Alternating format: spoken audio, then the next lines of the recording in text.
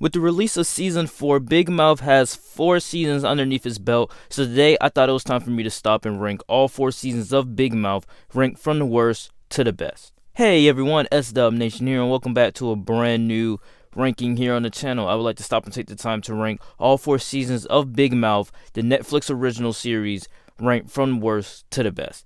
Please note that everything that I will say in this video is just my very own opinion, and you are free to comment down below what did you think of Season 4, and how would you rank all the seasons of Big Mouth ranked from the worst to the best. You can also add in the Valentine's Day special, but I incorporated that into the Season 3 ranking on this list. So, like, comment, and subscribe, and without further ado, let's get into my ranking. Also, everything inside of this video will be 18 and up, so if you're not 18 and up, or if you just don't care, you have been warned to click off this video now. Without further ado, let's get into my ranking. Kicking off my list at number 4, I have Big Mouth Season 3. Now don't get me wrong, Big Mouth Season 3 is not a complete dumpster fire, it's not complete garbage, but it's certainly not up to par as the first 2 seasons were for me. There were some interesting concepts like the dress code episode, or when they're ranking each other, both boys and girls. But then we have episodes like us going back in time to figure out when the ghost of Duke Ellington lost his virginity, and also stuff when they're going to Florida and Andrew wants to have sex with his cousin. That stuff just wasn't that interesting to me. There's not really a central character or focus that is inside of this season, and also there's not a central theme or story. It's just the same old raunchy humor with the masturbation jokes that wasn't even that funny this season.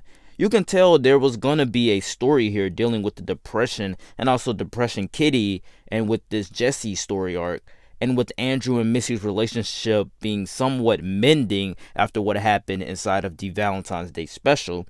But we get this albeit enjoyable season. It was just not written or executed the best way it could have. Kicking off my top 3 list has got to go to Big Mouth Season 4. This season ditches the filler episodes that were somewhat inside of Season 4 and actually has a central theme: anxiety. The theme relates to teens and preteens and some adults in a way that makes this season seem like your life experience is being presented to you on screen in a raunchy cartoon. This season mends the relationship between Andrew and Nick after that big fallout of Season 3 in a way Big Mouth would, by Andrew giving birth to an angry poop and Nick is doing the operation. This season introduces new characters like the transgender character Natalie, and also the Seth Rogen character at the camp, and also Tito, the anxiety mosquito, and also new challenges as they are navigating through 8th grade and while still trying to grow up. I'm also glad to see more representation like the transgender character, and also seeing more of Matthew and what's going on with him and the guy that he liked that we first got introduced to inside of the Valentine's Day special. I really enjoyed that stuff that they did with Matthew inside of this season. My only issue, like I said inside of my review, which you can check out up above for all of my thoughts on Season 4, Maury is not as prominent as Connie is, and it's not as funny as most of the writing was for the first 2 seasons.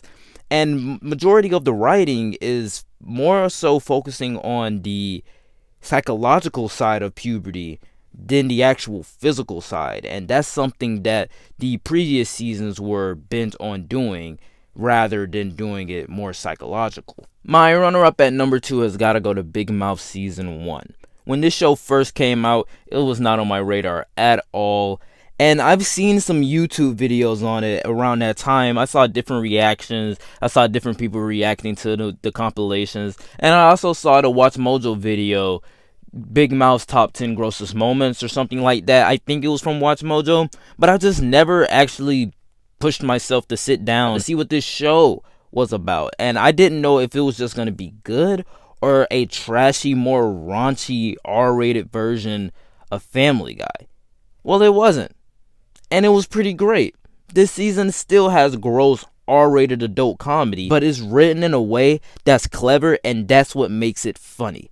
We literally have hormone monsters running around influencing the teens, which any teen can relate to. We also have a kid that has sex with his pillow, another kid that dives into a toilet and his sperm cells are talking to him. It's just weird and adult, but it also has a level of comedy to it. And while there is a lot of gross, crass, and outright inappropriate humor, as well as language, at its center is all about changes, and that's what this season shows very well in its first season.